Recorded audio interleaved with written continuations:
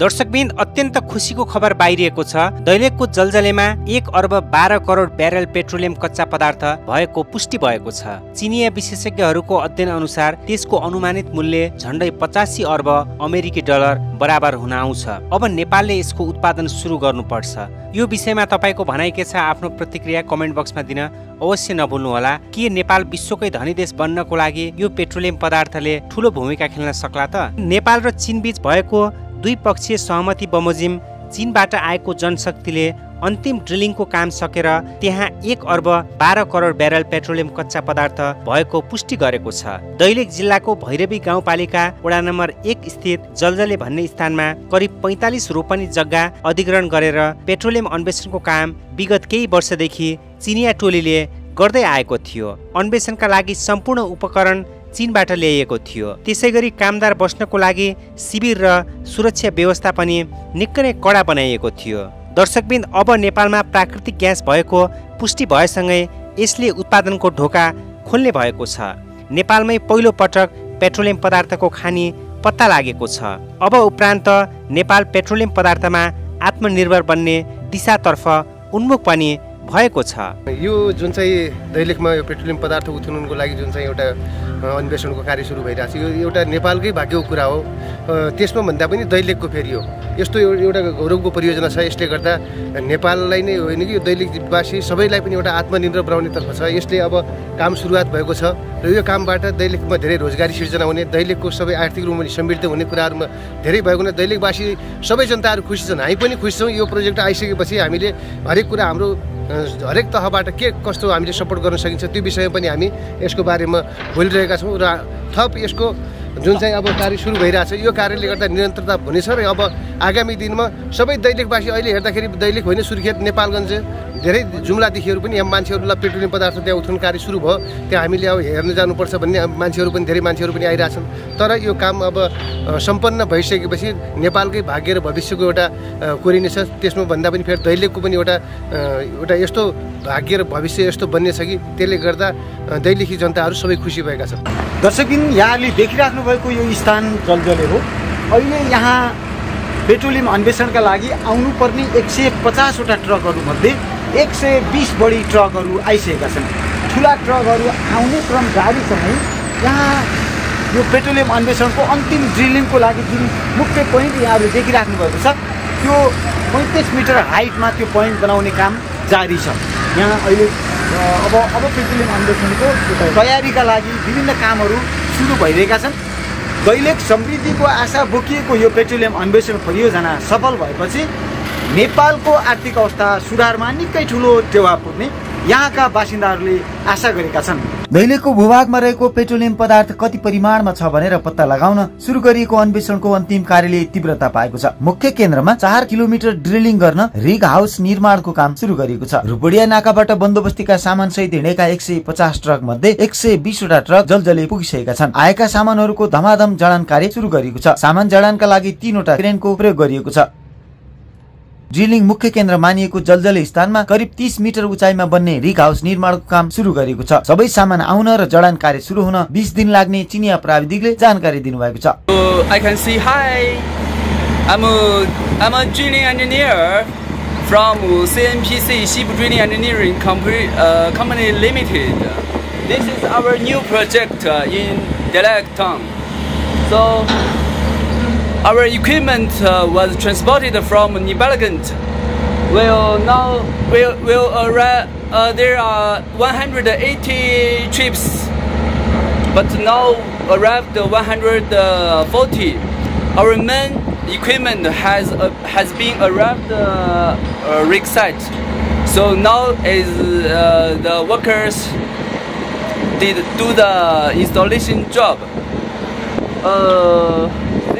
This installation will be finished in 20 days maybe. So maybe after 10 days our rig will be raised up. So if you are interested in our equipment, welcome to come here and have a look. Okay, bye. नेपाललाई त धेरै हाइसन्चो हुन्थ्यो किन भन्नला भने जुन चाहिँ नाकाबन्दी लगाएर हामीलाई दुःख दिइराखेको छ भारतले नाकाबन्दी लगाएर अब भारतले यत्रो दुःख दिइरहेको छ हामीलाई यहाँकै छ त्यसबाट हामीले सास फेर्न पाउँछौँ हाइड्रोजन एनर्जीकोबाट चाहिँ चलिसक्यो उतातिर नर्वेतिर उतातिर चलिसकेको छ सबै नर्वेमा त त्यसलाई सरकारले नै प्रोत्साहित गरिरहेको छ नर्वेमा त्यसले गर्दाखेरिमा यो वैकल्पिक एनर्जीतिर चाहिँ जाने किन भन्नला भने पेट्रोलियम पदार्थको चाहिँ स्टक सकिन्छ त्यो भनेर वैकल्पिक चाहिँ ऊर्जा वैकल्पिक चाहिँ एनर्जी जसलाई चाहिँ भेहिकल चलाउनेदेखि लिएर सबै जहाँ चाहिँ पेट्रोलियम पदार्थबाट चाहिँ हाम्रो काम चलिरहेको थियो त्यो सबैलाई त्यो पेट्रोलियम पदार्थलाई विस्थापित गरेर अब यो नयाँ वैकल्पिक एनर्जीले स्थान लिने सम्भावनामा छेउमा आइसकेको बेलामा अब यदि चाहिँ अब अहिले नै हामीले चाहिँ यो पेट्रोलियम उत्पादन गर्न सक्यौँ दोहन गर्न सक्यौँ भने हामीलाई चाहिँ किन भन्नाले भविष्यमा गएपछि त भोलि 30 वर्षपछि चाहिँ यो पेट्रोलियम हामीले दोहन गरे पनि हामीलाई फाइदा हुँदैन किनभने अब यो कसैले चाहिँदै नचाहिने भइसकेको हुन्छ त्यहाँ छ भन्दै मात्र पनि हुँदैन कमर्सियल्ली चाहिँ कतिको प्रोबेबिलिटी छ कतिको सम्भावना छ कमर्सियल्ली पनि किनभने हामीले अब त्यहाँ खर्च धेरै लाग्छ तर उत्पादन चाहिँ त्यो अनुसारको भएन भने खर्च मात्रै हुन्छ भन्ने पनि हुन्छ त्यसले गर्दाखेरिमा ती सबै कुराहरूको चाहिँ बावजुद चीनले आज भनौँ न 76 देखि जुन अध्ययन सुरु गरेको थियो अब उनीहरू चाहिँ अहिले चाहिँ अब उनीहरू सम्भावनाको नजिक अब यहाँ पेट्रोल छ भन्नेमा करिब यकिन भएको चाहिँ देखियो र अब त्यसपछि उनीहरूले अब उपकरणहरू मगाएका हुन् त्यो चाहिँ एउटा बेस हुन्छ हाम्रो इकोनोमिक डेभलपमेन्टको लागि तर त्यो बेसको चाहिँ आयु चाहिँ फेरि 20 वर्ष मात्रै छ नि त्यहाँ 50 वर्षसम्म निक्लिने तेल अगर छ भने त्यो चाहिँ 30 वर्षपछि त्यसको के मतलब छैन नेपाल र चीन बीच भएको द्विपक्षीय सहमति बमोजिम चीनबाटै आएको जनशक्तिले ड्रिलिङको अन्तिम काम गर्दैछ भिडियो अन्तिमसम्म हेरेर वास्तविकता बुझ्नुहोला सबै नर्वेमा त त्यसलाई सरकारले नै प्रोत्साहित गरिरहेको छ नर्वेमा त्यसले गर्दाखेरिमा यो वैकल्पिक एनर्जीतिर चाहिँ जाने किन भन्नला भने पेट्रोलियम पदार्थको चाहिँ स्टक सकिन्छ त्यो भनेर वैकल्पिक चाहिँ ऊर्जा वैकल्पिक चाहिँ एनर्जी जसलाई चाहिँ भेहिकल चलाउनेदेखि लिएर सबै जहाँ चाहिँ पेट्रोलियम पदार्थबाट चाहिँ हाम्रो काम चलिरहेको थियो त्यो सबैलाई त्यो पेट्रोलियम पदार्थलाई विस्थापित गरेर अब यो नयाँ वैकल्पिक एनर्जीले स्थान लिने सम्भावनामा छेउमा आइसकेको बेलामा अब यदि चाहिँ अब अहिले नै हामीले चाहिँ यो पेट्रोलियम उत्पादन गर्न सक्यौँ दोहन गर्न सक्यौँ भने हामीलाई चाहिँ किन भन्नाले भविष्यमा गएपछि त भोलि 30 वर्षपछि चाहिँ यो पेट्रोलियम हामीले दोहन गरे पनि हामीलाई फाइदा हुँदैन किनभने अब यो कसैले चाहिँदै नचाहिने भइसकेको हुन्छ त्यहाँ छ भन्दै मात्र पनि हुँदैन कमर्सियल्ली चाहिँ कतिको प्रोबेबिलिटी छ कतिको सम्भावना छ कमर्सियल्ली पनि किनभने हामीले अब त्यहाँ खर्च धेरै लाग्छ तर उत्पादन चाहिँ त्यो अनुसारको भएन भने खर्च मात्रै हुन्छ भन्ने पनि हुन्छ त्यसले गर्दाखेरि ती सबै कुराहरूको चाहिँ बावजुद चीनले आज भनौँ न 76 देखि जुन अध्ययन सुरु गरेको थियो अब उनीहरू चाहिँ अहिले चाहिँ अब उनीहरू सम्भावनाको नजिक अब यहाँ पेट्रोल छ भन्नेमा करिब यकिन भएको चाहिँ देखियो र अब त्यसपछि उनीहरूले अब उपकरणहरू मगाएका हुन् त्यो चाहिँ एउटा बेस हुन्छ हाम्रो इकोनोमिक डेभलपमेन्टको लागि तर त्यो बेसको चाहिँ आयु चाहिँ फेरि 20 वर्ष मात्रै छ नि त्यहाँ 50 वर्षसम्म निक्लिने तेल अगर छ भने त्यो चाहिँ 30 वर्षपछि त्यसको के मतलब छैन नेपाल र चीन बीच भएको द्विपक्षीय सहमति बमोजिम चीनबाटै आएको जनशक्तिले ड्रिलिङको अन्तिम काम गर्दैछ भिडियो अन्तिमसम्म हेरेर वास्तविकता बुझ्नुहोला This is our new project in Dalag town. So our equipment was transported from Nepalgant. There are 180 trips. यस्तो एउटा गौरवको परियोजना छ यसले गर्दा नेपाललाई नै होइन कि दैलेखवासी सबैलाई पनि एउटा आत्मनिर्भर बनाउने तर्फ छ यसले अब काम सुरुवात भएको छ र यो कामबाट दैलेखमा धेरै रोजगारी सिर्जना हुने दैलेखको सबै आर्थिक रूपले समृद्ध हुने कुराहरूमा धेरै भएको हुनाले दैलेखवासी सबै जनताहरू खुसी छन् हामी पनि खुसी छौँ यो प्रोजेक्ट आइसकेपछि हामीले हरेक कुरा हाम्रो हरेक तहबाट के कस्तो हामीले सपोर्ट गर्न सकिन्छ त्यो विषयमा पनि हामी यसको बारेमा बोलिरहेका छौँ चीनले आफ्नो कमर्सियल फाइदा देखेर गरेको छ त्यो राम्रो कुरा हो त्यसमा मलाई केही भन्नु छैन चीनले गरोस् अमेरिकाले गरोस् इन्डियाले गरोस् रसियाले गरोस् हाम्रो चिज गरोस् तर के भने त्यो जुन आएको चिज हो त्यसको प्रफिट त्यसको बेनिफिट राष्ट्रले पाउनु पर्यो त्यो त राष्ट्रको चिज हो नि त जमिन मुनिको तिम्रो खानी विभागको अन्डरको चिज जुन चिज हो त्यो त राष्ट्रको हो नि त्यो 3 करोडको राष्ट्रको सम्पत्ति हो होइन राष्ट्रको लागि हो वरिष्ठ राजनीतिक विश्लेषक श्याम बस्नेत सर नमस्कार। धन्यवाद। अब धेरै राजनीतिक अन्तर्वार्ता यहाँले दिनुभयो, जनताहरूको मन र मस्तिष्कमा बस्न सफल हुनुभएको छ, राजनीतिक दलहरूले गरेका गलत कार्यको पर्दाफास गर्दै आउनु भएको छ। तर आज राजनीति भन्दा पनि नेपालमा हरेक वर्ष राष्ट्रिय गौरवका आयोजनाहरू हुन्छन्, कति सफल हुन्छन् कति असफल हुन्छ, कतिलाई नेपालकै लगानीमा भएको हुन्छ भने कति अन्तर्राष्ट्रिय शक्तिहरूको साथबाट नेपालमा राष्ट्रिय गौरवका आयोजनाहरू हुने गर्छ। अब अहिले पछिल्लो समय एउटा विषयले निकै नै चर्को रूपमा उठिरहेको छ अथवा चर्चित बनिरहेको छ, त्यो हो दैलेखमा पेट्रोलियम पदार्थ पत्ता लगाउनको लागि चिनियाहरूले अन्तिम चरणको ड्रिलिङ कार्य सुरु गर्दैछन्। नेपालमा अब पेट्रोलियम पदार्थ पत्ता लागेको खण्डमा कस्तो स्थिति देख्नुहुन्छ तपाईँले? यो सम्भावनालाई कसरी हेर्नु भएको छ नि? यो ड्रिलिङलाई चिनले गरेको यो अन्वेषण, यो अन्तिम चरणको कार्य गरिरहेको? यो तेल भनेको नेचुरल ओइल भनौँ न, फसाइल ओइल जुन हो, यो अति आवश्यक चिज हो एनर्जीको लागि। अहिले एनर्जीको मेन सोर्स, प्रिन्सिपल सोर्स नै तेल हो। नेपालमा विदेशबाट आउनु थाल्यो भने इनर्जी क्राइसिस होइन, त्यो क्राइसिस बेग्लै कुरा, यसको इम्पोर्टेन्स हो क्या, यो नभई नहुने चिज हो। त्यही कारण यो पाउनु देशको लागि राम्रो हो। अब यस्तो प्रोजेक्टहरूमा के हुन्छ भनेदेखि त्यो कमर्सियली भाइबल छ कि छैन, मेन पोइन्ट त्यो हो। अघि पत्ता लाग्नु ठुलो कुरा होइन, तर कति परिणाममा पत्ता लाग्छ?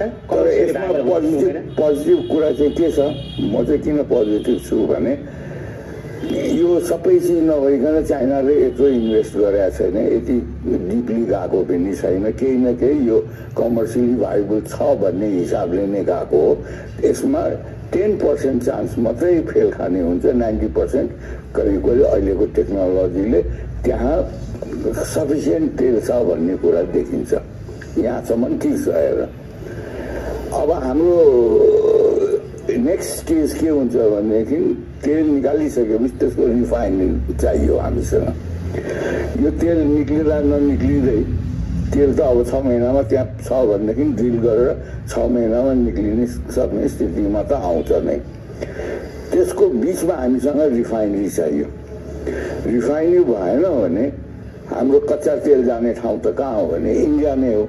इन्डियालाई पनि जरुरत छ, उसले लिन्छ नै, त्यो कुनै समस्या भएन। हामीले त्यसको बाटर पनि गर्न सक्छौँ। जस्तो अहिले हामीले कच्चा तेललाई डलरमा पेमेन्ट गर्छौँ, त्यसबाट हामी प्रोसेस लिन्छौँ। अल्टिमेट चिज चाहिँ प्रोसेस तेल नै हो।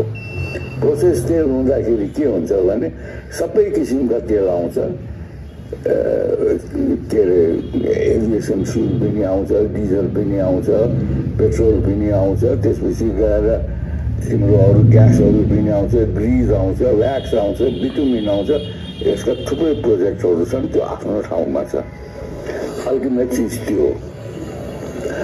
तर सबैभन्दा अलिकति चिन्ताको कुरा के छ भनेदेखि अबको 20 वर्षमा त्यसलाई मेरो विचारमा करिब 90% रिप्लेस हुन्छ।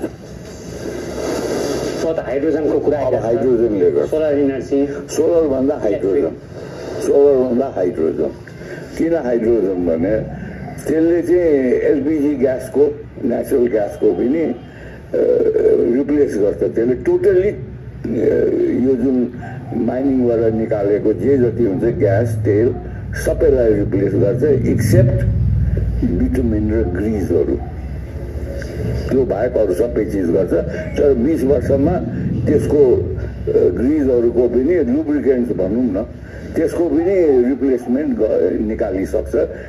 बायोलोजिकल रिप्लेसमेन्ट आउँछ, त्यसमा कुनै शङ्का छैन। यो 20 वर्षसम्ममा हामीलाई के फरक पर्छ भने 20 वर्षमा जब यसलाई रिप्लेस हुन्छ त्यस बेला चाहिँ यो एक्सपेन्सिभ हुन जान्छ, अनि कसैले पनि युज गर्दैन।